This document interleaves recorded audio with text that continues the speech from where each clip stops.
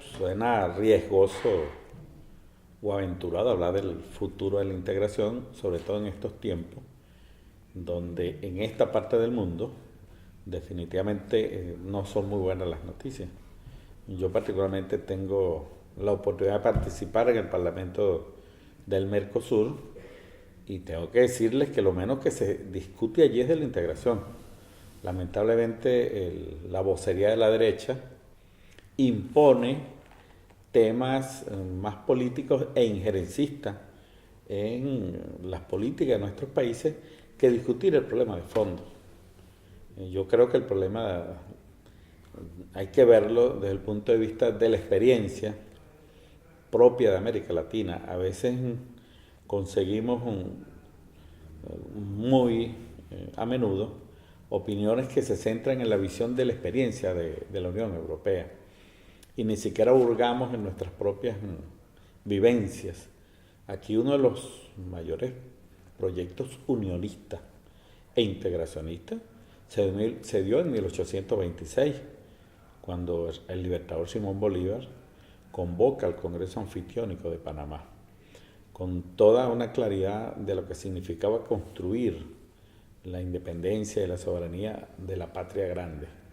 El libertador comprendió que mientras no concluyera el producto liberador en toda esta parte de nuestra América, pues la amenaza seguía existiendo. No solamente de España, incluso en una de sus cartas escribió una frase lapidaria que más o menos recogía este pensamiento. Decía: los Estados Unidos de Norteamérica están destinados por la providencia a plagar de hambre y de miseria a la América en nombre de la libertad. El libertador estaba advirtiendo que una vez concluida, digamos, la derrota y la expulsión del Imperio Español, nos sobrevenía otra amenaza sobre nuestras tierras. De allí que si algo clamó el libertador fue por la unidad. La unidad, incluso en el propio Congreso de Angostura, en sus escritos, hablaba de un pacto perpetuo de naciones y por eso convocó a las recién provincias liberadas de lo que era la Capitanía General de Venezuela, luego la Gran Colombia, y los del Río de la Plata, pues a este proyecto que tenía una misión básica e inmediata, que era liberar, por ejemplo, los territorios de Cuba, de Puerto Rico y Florida, que permanecían en manos españolas. Lo demás es historia. Ese proyecto de unión fue atacado por las intrigas. La historia no termina de determinar qué hacían unos delegados plenipotenciarios de los Estados Unidos allí, intrigando contra el proyecto unionista. Por supuesto que hay elementos que apuntan a que el vicepresidente de la República, Francisco Paula de Santander, fue quien se encargó de estas extrañas invitaciones, contrarias incluso a lo que era el proyecto original del Congreso que convocó el Libertador.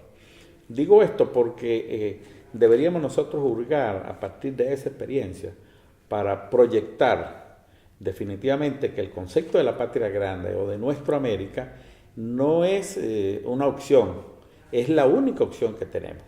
Es una conclusión de tipo político. Y en estos tiempos habría que revisar los cambios que se han dado en la geopolítica y la tendencia a la formación de los bloques. Y mire que esto ha sobrevivido, este concepto que estoy señalando, porque la caída del muro de Berlín significó una tragedia. Puede ser que no nos gustara el modelo anterior en que el mundo se había estructurado con los dos bloques de poder, Estados Unidos y todo lo que es el bloque occidental y lo que significaba pues la Unión Soviética, que si bien no nos gustaba el modelo, por lo menos conjuró e impidió la posibilidad de una tercera guerra mundial, un conflicto pues que diezmara a la humanidad o que amenazara la vida en el planeta. Bueno, caído el muro de Berlín, prácticamente podemos decir que los gringos, sin echar un solo tiro, sin tener que ir a la guerra, consiguieron su objetivo, que era que el mundo pasó de bipolar a unipolar, lo que hace el mundo mucho más peligroso, un mundo más hostil por las características pues, que vemos en esta potencia política, militar y económica.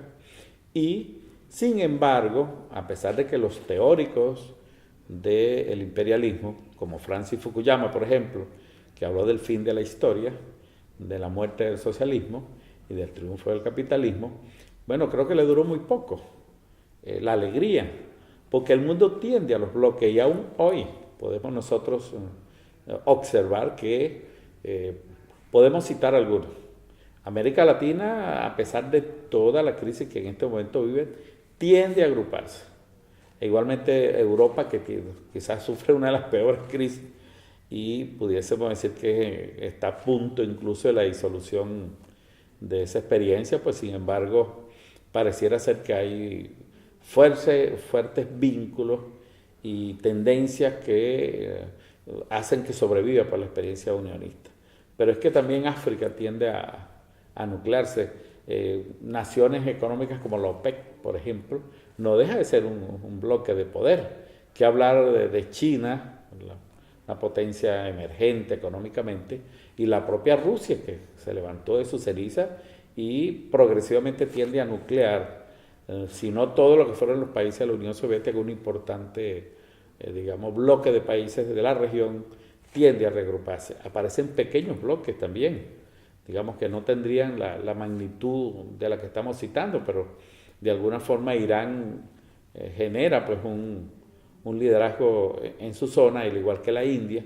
En fin, el mundo tiende a tener una conclusión de que tiende a ser multipolar o pluripolar, lo que quiere decir que ese concepto y esa aspiración hegemónica, que es muy peligrosa, pues tiene su contrapeso, con todos los problemas políticos que podemos estar observando. Por ejemplo, es importante citar la llegada de Trump a la Casa Blanca. Es una amenaza para el mundo. Su propia definición está en su discurso político más que de repente en lo que pudo haber sido su campaña. Trump habla de la supremacía, del fortalecimiento de Estados Unidos potencia y amenaza al mundo con impulsar la hegemonía por la vía militar, e incluso con un carácter excluyente hasta de sus aliados tradicionales. Hay gente que no entiende por qué la crítica de Trump por ejemplo, a la OTAN.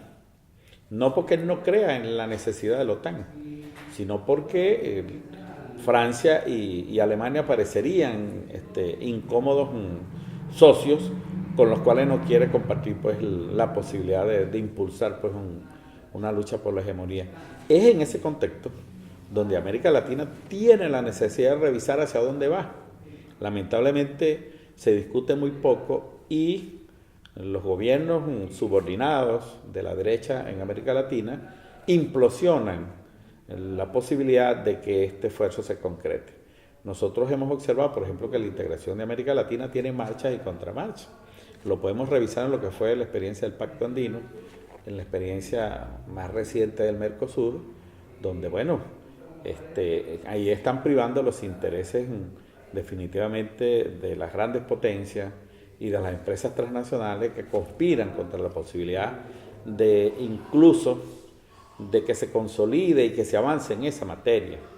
Yo creo que podemos decir que, por ejemplo, el caso del Mercosur, después de la crisis que vivió el Mercosur, tuvo sus años dorados. Y pudiésemos decir que en los tiempos de Lula, de Chávez, de Tabaré, de Kirchner y del propio Nicanor, el Mercosur brilló. No solamente en los avances de que el Mercosur se dejó de ver como una unión comercial y aduanera. Empezó a discutirse los temas políticos, los temas sociales e incluso la necesidad de conformar un bloque para enfrentar el proyecto neoliberal que había sido anunciado en el 2000 en Canadá, que era el proyecto del ALCA como opción de colonización de América Latina. Porque a veces nosotros siempre estamos pendientes, bueno, porque debemos hacerlo, de la estructura que representan los mecanismos de Bretton Woods como mecanismo de, digamos, de subordinación económica. Pero es que el ALCA fue elaborado con toda la intención y en el caso de Quebec, Canadá, fue anunciado con bombos y platillos con el apoyo de los gobiernos de la derecha latinoamericana. Y de allí que estamos hablando del 2000. Y en poco tiempo, en el 2005, en Mar del Plata, a una alianza política nueva con una perspectiva diferente, estaban enterrando ese mismo proyecto neoliberal. Dicho esto, por supuesto que, digamos, las fuerzas hegemónicas norteamericanas toman nota debida de ese revés y observamos nosotros un proceso de desestabilización política de los países que de alguna forma se venían nucleando en lo que es la nueva arquitectura política que conocemos, que es parte de la integración. Estamos hablando de que nació el ALBA, nació Petrocaribe, nació la CELAC, que son organismos que tienen una visión distinta a lo que es el mecanismo, digamos, colonialista de la OEA. Y quizás el avance rápido de estas estructuras, que si bien son políticas, también contribuyen a explorar y a mejorar nuestros sistemas, pues, de acercamiento, de intercambio y de definiciones políticas, porque hay que ir a eso también.